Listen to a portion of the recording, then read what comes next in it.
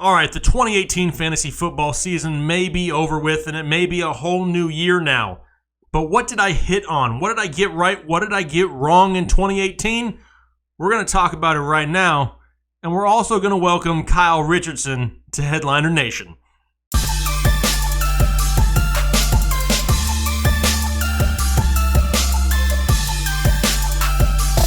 What is going on, Headliner Nation? You can see a little bit different of a setup. I've been talking about it for about a week, and the time has finally come. Everybody welcome Kyle Richardson to the Fantasy Headliners channel here, and he's here to stay. He's going to be here all season long, all year long. He'll be here as long as I can physically contain him. Until he says, Jake, I'm leaving, I plan on him being here. I want to welcome Kyle to the channel. A lot of you guys may be familiar with Kyle. Me and Kyle did a show last season over on the Roto Baller channel. Now Kyle's joining me here on this channel. We've been talking about it. Here's the first episode of it. Kyle, welcome. Thank you. And I'm pumped. Super pumped. We've been talking about this for a while now. Yes, pump those fists. Well, be careful how you do that. I'm up here. Okay. Never mind. Anyway, moving on. Anyway, yeah, super excited to get going. You've got the best followers / viewers / subscribers in the fantasy ownership world. So I'm excited to be dropping some awesome content for them, doing some more shows with you. It's going to be a great off season, next season, and who knows, years to come. Exactly. And like I said, a lot of people may be familiar with this setup. They've seen us do a show all last season. But for those of you who aren't used to it, today me and Kyle are kind of going to go back and forth a little bit. You guys may be used to me just sitting here talking to the camera. Well, now I have somebody to argue with and somebody to, not agree with and make fun of at times, and he's going to do it back to me. It's all good and it's all fun. But today we're going to be talking about our hits and misses from the 2018 fantasy football season. Whether you caught them on our videos or not, we're going to kind of come clean here. We're going to, tell you what we missed on. There was a few big names that we both probably missed on. I probably missed on more than Kyle did, but hey, you know what? That's all right then. We also had some serious hits that really help people out throughout their fantasy season. So we're going to be 100% transparent with you guys here. We're going to keep it short though. If Kyle starts getting long-winded, I'm going to cut him off because I know you guys like it fast. Keep your mind out of the gutter, people. All right, so like I said, we're going to go through our hits and misses. I have nothing written down. I have 0 notes. I'm just going to wing it like I normally do. Kyle is probably prepared. So I'm going to let Kyle start off. Kyle, who was one of your first hits? Let's start with some hits first. Let's start with some good news. You already know who my first hit is. I do, but they don't. My first hit's Dak Prescott. Jake, you and I, probably our most popular video that we did together last season was a must-have video at the start of the season. And I listed Dak Prescott as a must-have because I thought him being drafted as a quarterback 22, I was like, none to return that value. He's going to be a lot better. He ends up finishing as the QB 10. So I called it. I said, I bet he finishes as a quarterback 1. Now, it took an awesome second half of the season to make that happen, but Amari Cooper coming over was great for Cooper, was great for Prescott. Hashtag always Amari. No. My camera's different now. I got to put my fingers up higher. I can't do it right in front of my chest. So it was great for that offense as a whole, including Dak Prescott. So he ended up returning that value. A really good week 17 helped with that, but in all of my research, I do include week 17 because a lot of owners use week 17 still, so I don't want to take that out. And I also think you don't take stats out of the final week of the season just because. So he does finish as a quarterback 1 for me, so that was my first hit. Yeah, that was some sweet revenge because you got a lot of hate early in the season last year. I mean, at some points I felt bad. Sometimes I laughed at it, but, I did feel bad. I had the same thing, and I'm going to actually start with probably what was my biggest hit of the 2018 season, and it's Le'Veon Bell. I told a lot of people to avoid Le'Veon Bell last year. Do not draft him. I think he's going to sit out. He's going to miss games.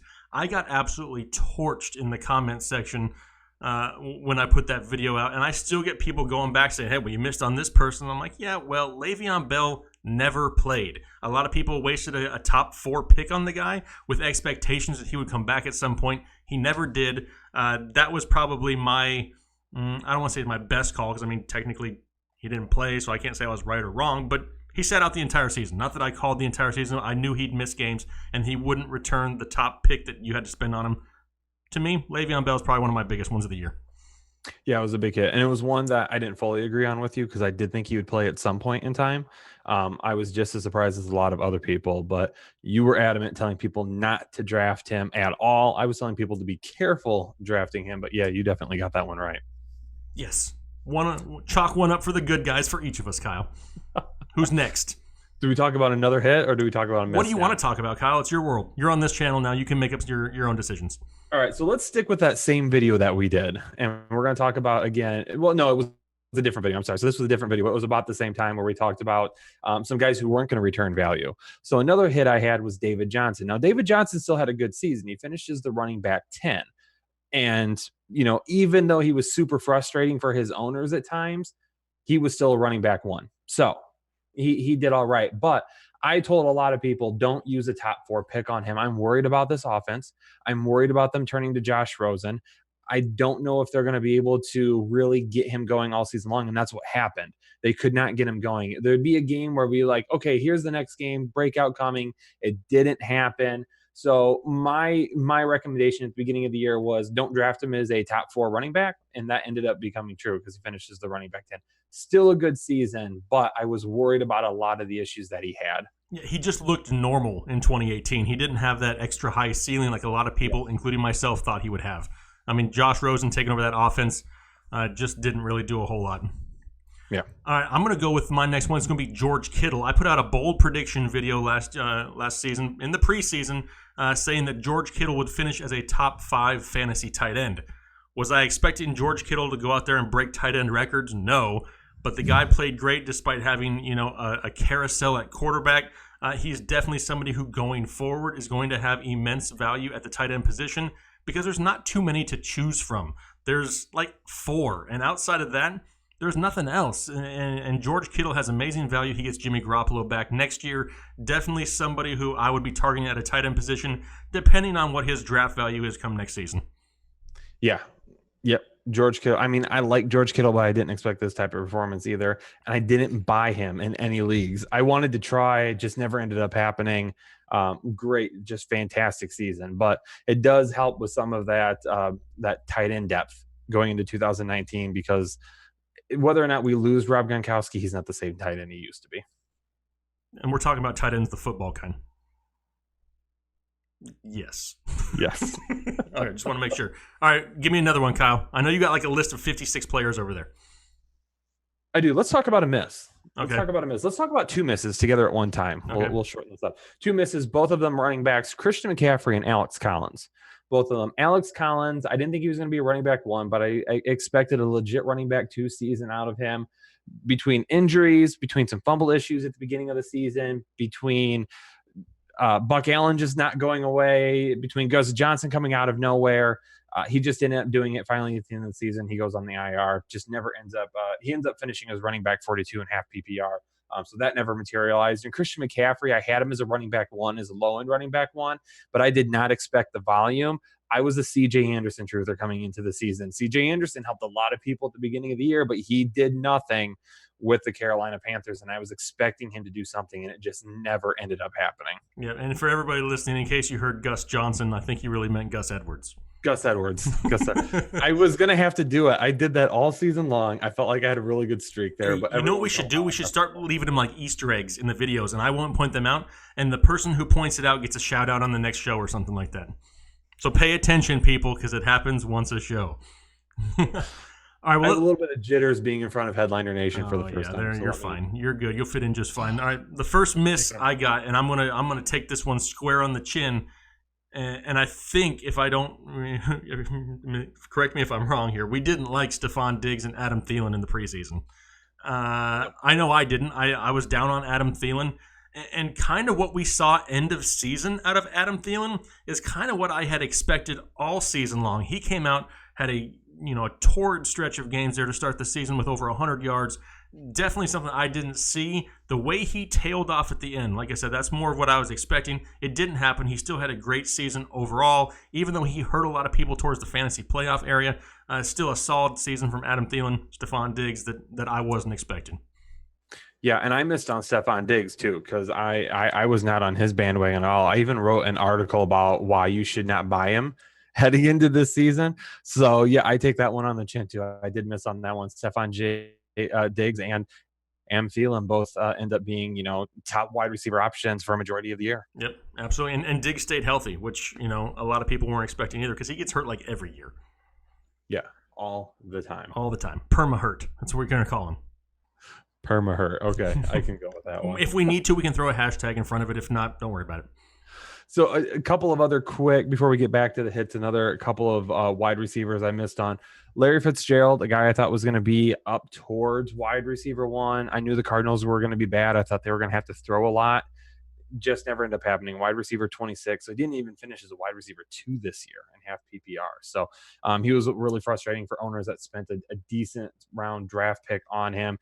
Kenny Stills is another guy that I missed on too. Boy, did I love Kenny Stills going into this season. I thought he was in for the year. Devontae Parker, I didn't think he was going to do anything. Jarvis Landry being out of town. Kenny Stills doesn't do anything either. Wide receiver 49 on the season. Now, I will put faith in Kenny Stills again next year, depending on the coaching staff and if there's a new quarterback. So I'm not going to give up hope quite yet. You mean you don't believe fully in Ryan Tannehill? You don't believe in Ryan? I actually don't hate Ryan Tannehill. I think he's a competent quarterback. I think it's a system thing that he was in, though. It could be. That whole Adam Gase thing just never, materialized in Miami. They turned Kenyon Drake, who could have been a low-end RB1 if given the opportunity, into like a satellite back that barely saw the field. Yeah. All right, so since we're talking about misses, I'm going to go to the same team here, but one of them has an asterisk on it, which you are going to argue with me about, but it's okay. I'm going to go with the Kansas City Chiefs because I did not like Tyreek Hill or Kareem Hunt, a.k.a. Fantasy Ebola, in the preseason. I used it. I just used it again. I brought it back. Those of you who've been watching for a while, hit the thumbs up button because you know what I'm talking about. First one, Tyreek Hill. I don't think anybody really foresaw Patrick Mahomes coming out and throwing for 50 touchdowns and having the season that he had. We knew that they were going to be a high-powered offense and want to throw the ball. That's what they got Mahomes for. Were we seeing this? I don't think so. And the whole reason I didn't like them is because they were where they were being drafted at the time. They were really early draft picks, and I was like, there's a lot of question marks in this offense. What's it going to be like? New quarterback, added weapons. Sammy Watkins had just come into town. How is that split going to go? It turned out to be a nightmare because Tyreek Hill had a great year. Now, Kareem Hunt, on the other hand, this is where we're going to argue for a second because he is a /hit/miss because, yes, it was a miss because for the first 11 weeks of the season, he played great, a.k.a. I get a miss for that. However, just like Ebola, it comes on like this, and the next thing you know, he killed your fantasy roster because he got suspended, acted like an idiot, and that news came out in the preseason. Nothing happened because of it. We knew about it in the preseason, but we didn't think it was to the extent that it was. So he ends up getting suspended, cut from the team. So therefore, from weeks 12 through 16, I get a hit because he did not help you in the fantasy playoffs. Not that I knew the suspension was coming to that extent. However, I'm going to take a half a credit for each. I'll let you do that. Before the show, I was with you that you had to take a miss on that one. But the way you explained it now during the show, I will give you half credit for that. Perfect. Half is better than none, Kyle. Because the very first show we did together, you asked me to come on here with you, and we did like a 30-minute show together. And you and I went back and forth on this one a little bit because I loved Kareem Hunt, and that was the first time I had heard you call him Fantasy Ebola back then. So, okay, yeah, we'll split the credit on that one then. Perfect. All right, next. Quick hit. Let's jump back into hits here real quick. Somebody that Headliner Nation knows well, one of our hashtags, right? Never Crabtree. Yes. Never Crabtree. Finishes as the wide receiver 54 and half PPR this year. Before the season started, people were like, oh, Flacco's going to make him at least a wide receiver too. He has potential for double-digit touchdowns. I was like, no, people, don't do it. Don't take Crabtree. Don't own him. Don't play him. Don't do anything with him. I think he had maybe one or two decent weeks. Decent, not even good, decent weeks. And that was about it all season long. He was awful. He was awful this season. Same thing with our other hashtag, right? Never Funchess. Never Funchess. I was going to put him on here, but he's kind of like, people already know that he's not an option. Like, don't trust Devin Funchess. All right, I'm going to go up for it with a couple hits. And these were some, I guess I'm a tight end whisperer. That sounds bad. But, I got George Kittle. We talked about him earlier. Evan Engram and Jimmy Graham are two tight ends that I did not like in the preseason, and they turned out to have I can't say disastrous seasons because they're at the end when Odell Beckham went out with an injury. Evan Engram became a little bit more serviceable, but all season long, neither one of these guys were a reliable tight end for your fantasy team. They caused probably more headaches than anything else because you were dependent on them. You drafted them probably somewhere around the 5th round-ish at the time, expecting to have them score you a bunch of touchdowns, get a lot of yardage. Neither happened for either, really. Big disappointments, and apparently I'm good with tight ends. And I've lost you. Oh, man. So Jimmy Graham, we agreed on that one because I got pretty fired up about Jimmy Graham in the preseason because it was basically, Aaron Rodgers is going to make this guy what he used to be, and it just never happened. Evan Engram, you had to expect something to happen with Odell Beckham Jr. being back, with Saquon Barkley being there. So, I think a lot of people kind of saw that regression coming, and I hope they did. But yeah, you were 100% right on it because you were telling people stay away from him. Now, I have a few more hits left. I end up having more than you, so we'll run through these here Well, I didn't pretty want to quick. brag or anything. Joe, you know me. I try to be an overachiever. Yeah. Joe Mixon was a hit for me. I wrote an entire article about him preseason, about why the breakout was coming. It was an article I put a lot of depth into because I had a lot of people telling me it wasn't going to happen. Finishes is the running back 9, so breakout for him complete. Devontae Adams, I know a lot of people were high on him. I think in my preseason rankings, I had him as the wide receiver 5. He finishes as the wide receiver 3 for 17 weeks. He was the wide receiver 1 after 16 weeks and then sat out. And then Mike Evans was also a hit for me. I had him as a low-end wide receiver 1. People argue that the volume was not going to be there for him this year, that Chris Godwin was going to pull away from him a lot. O.J. Howard was going to take another step. Those things don't actually end up happening. And Mike Evans has probably one of the most quiet wide receiver 1 seasons I've ever seen, because now people are talking about how people aren't talking about it, especially on Twitter. I've seen that a lot today. One more hit, Trey Burton. People were expecting Travis Kelce-like numbers because of Matt Nagy. That was not something that I expected to happen. He does finish at tight end 7, but like you said earlier, after the first 3 or 4, it doesn't matter anymore anyway. And then Eric Ebron was a miss for me. I did not see that season coming. I was totally off the bandwagon. I had watched him as a Detroit Lions fan. I had watched him more than enough to know that he wasn't good enough. But keep an eye out for that name, because I'm going to talk about it quite a bit this offseason, because I'm not buying the touchdowns for 2019.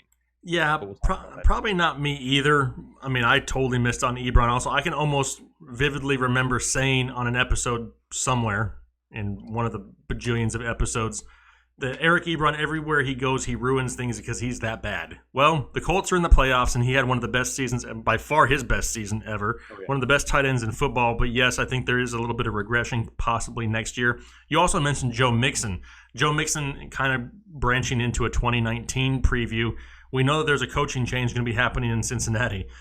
There's a chance that it's Hugh Jackson. There's a chance that it's not Hugh Jackson. But if it is, are you worried, and would you sell Joe Mixon right now?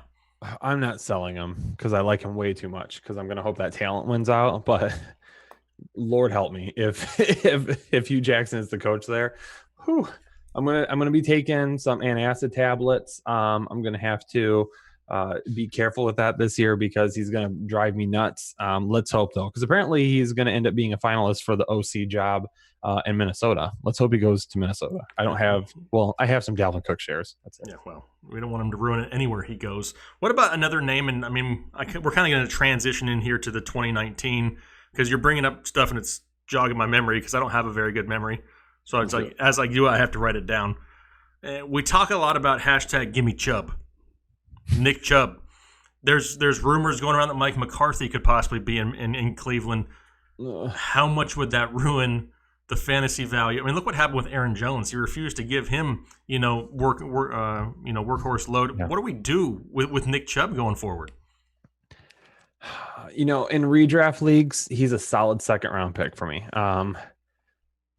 I think if I'm a guy that spends like a first-round pick on a wide receiver and then a second-round pick on Nick Chubb as my RB1, I don't love it if Mike McCarthy is the head coach there. Now, if it's somebody else, that is going to change my mind. So that's something we have to monitor this offseason. But I do believe he has the potential as a running back 1. It is there. just hopefully they keep Freddie Kitchens around as the offensive coordinator. Hopefully that happens, or they hire him as the head coach, either one. If either those two things happen, if it's great. If not, an offensive-minded head coach that wants to just pound the football. Because I think if they do that and then let Baker Mayfield be Baker Mayfield, that has success written all over it. Yeah, absolutely. And one other name I wanted to bring up too, I want to get your take because a lot of things have already been, discussed going forward for next year. Patrick Mahomes. I mean, you and I know are big supporters of late-round quarterbacks. We don't like quarterbacks early. Patrick Mahomes is going to be severely, severely overdrafted early in leagues coming forward. Oh, yeah. Is it worth it? Oh, man. It's hard to argue against a guy that just put up, depending on your format scoring, one of the top scorers this year, if not the top score. I think the second highest score ever for like standard formats, only behind LaDainian Tomlinson. That's the only person that's outscored him. So Patrick Mahomes is going to go in the first round of a lot of leagues. He's probably going to be the 1.01 in super flex leagues, 2 QB leagues, things like that. I'm not going to buy it though. I can't take quarterbacks early. I can't do it because my philosophy is with the quarterback position is that you just get consistency. You get good numbers from the quarterback position. You don't have to have spectacular numbers. Use those first few round picks and building up your depth, building up playmakers, and then just get somebody at quarterback that is efficient enough. A low-end quarterback one is all I need there. So I won't have any redraft shares of Patrick Mahomes next year because he'll go way too early for me. I mean, I didn't even like Aaron Rodgers, Russell Wilson in like rounds 3 and 4 this year. So I don't know how I could spend a first or second round pick on Patrick Mahomes. Yeah, it's going to be something that's heavily discussed though as we get later on. Is there any other 2019 previews you want to touch on here before we get out of here? Preview rise, I want to keep an eye on Christian McCaffrey. The workload he had this year, he obviously can keep up a full season of it. There has been some talk though that they might try to dial that back a little bit. So we'll have to see how that happens. Year 2 with Kirk Cousins in Minnesota, especially with potential for a new offensive coordinator there. What happens with that? Diggs and Thielen obviously thrived. Thielen really tailed off at the end of the season, but what if they have a full season of healthy Dalvin Cook? Who does he take away from? So that's something else, we have to keep our eye on going forward as well. And then Eric Ebron mentioned it a little bit. He's going to be a guy I'm going to write about, and we're going to talk about on some shows later on that I'm going to list as a sell high candidate. Yeah, absolutely. Absolutely. All right, well, those are a few of the 2019 previews, kind of just a little bit to wet the palate, you know what I mean? Because it's still a ways away. We have a few months away, but we have lots of football to discuss. I've mentioned it in past videos, and just to reiterate it, get used to seeing Kyle's face. You may actually see solo videos of Kyle, solo videos of me, are already out there. We'll be doing live videos. I mean, all kinds of stuff coming up. Kyle's going to dive into fantasy baseball here pretty soon. Looking forward to that. Got tons of stuff coming up here for 2019. I'm excited for it. I know you're excited for it, Kyle. The people seem to be excited for it. NFL playoffs right around the corner. Here we go this weekend. We got the wild card round. Looking forward to some football once again and to continue moving forward here in 2019. Absolutely, yeah. I'm pumped. I couldn't be any more excited than I am right now. Yep, absolutely. Me too. All right, well, we're going to get out of here. Trying to keep it a little bit short. We're not trying to go way long with these videos. Give you guys some information. Get out of here. I know you got other things to do. We really appreciate the support, though. Looking forward to talking to you guys. Make sure you hit us up down in the comment section, and please hit the like button for us. We appreciate it. We'll talk to you later. Thanks. Have a good one.